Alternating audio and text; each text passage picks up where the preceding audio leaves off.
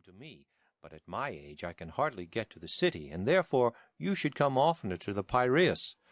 For let me tell you that the more the pleasures of the body fade away, the greater to me is the pleasure and charm of conversation. Do not, then, deny my request, but make our house your resort, and keep company with these young men. We are old friends, and you will be quite at home with us."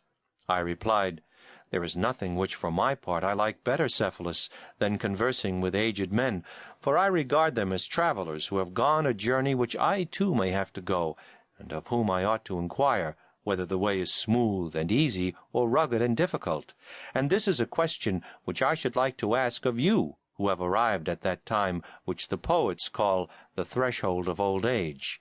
Is life harder towards the end, or what report do you give of it?" "I will tell you, Socrates," he said, "what my own feeling is. Men of my age flock together. We are birds of a feather, as the old proverb says. And at our meetings the tale of my acquaintance commonly is, I cannot eat, I cannot drink. The pleasures of youth and love are fled away. There was a good time once, but now that is gone, and life is no longer life. Some complain of the slights which are put upon them by relations, and they will tell you sadly of how many evils their old age is the cause. But to me, Socrates, these complainers seem to blame that which is not really in fault. For if old age were the cause, I too, being old, and every other old man, would have felt as they do. But this is not my own experience, nor that of others whom I have known. How well I remember the aged poet Sophocles, when in answer to the question, "How does love suit with age, Sophocles? Are you still the man you were?" "Peace," he replied. "Most gladly have I escaped the thing of which you speak. I feel as if I had escaped from a mad and furious master." His words have often occurred to my mind since, and they seem as good to me now as at the time when he uttered them. For certainly old age has a great sense of calm and freedom when the passions relax their hold. Then, as Sophocles says, we are freed from the grasp not of one mad master only, but of many. The truth is, Socrates, that these regrets, and also the complaints about relations, are to be attributed to the same cause, which is not old age, but men's characters and tempers.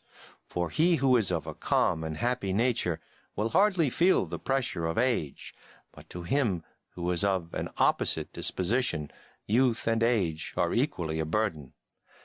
I listened in admiration, and wanting to draw him out that he might go on.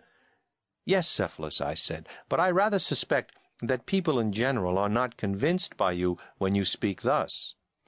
They think that old age sits lightly upon you, not because of your happy disposition, but because you are rich, and wealth is well known to be a great comforter." "You are right," he replied.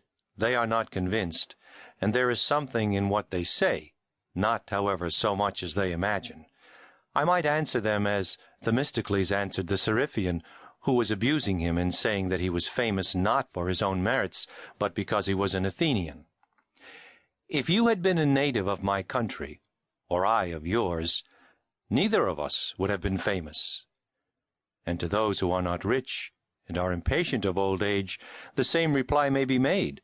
For to the good poor man old age cannot be a light burden, nor can a bad rich man ever have peace with himself. May I ask, Cephalus, whether your fortune was for the most part inherited or acquired by you?" "Acquired."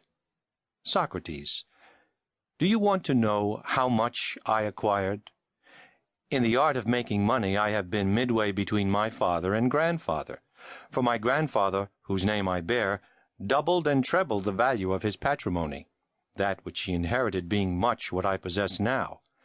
But my father, Lysanias, reduced the property below what it is at present, and I shall be satisfied if I leave to these my sons not less, but a little more than I received."